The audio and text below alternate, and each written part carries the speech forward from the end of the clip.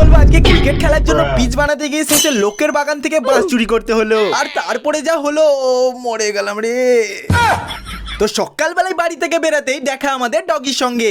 হ্যাঁ, মানে ওর নামই ডগি আর কি। ওসব ছাড়ো, কোদাল নিয়ে আমাদের গ্রামের ওয়াটার পার্কটা পেরিয়ে চলে এলাম আমাদের যেখানে ক্রিকেট খেলার পিচ তৈরি করা হবে সেখানে। এবং প্রথমেই আমার বান্ধবীগুলো দেখি পিচ বানানোর জন্য মাপ নিচ্ছে। আর মাপ নেবার পর এখন ঘাসগুলো সব ছিলা হবে। কিন্তু আমাকে ছাড়া তো এদের আবার কাজই হবে না। এই শালা কোথায় কোদাল চালাচ্ছিস রে?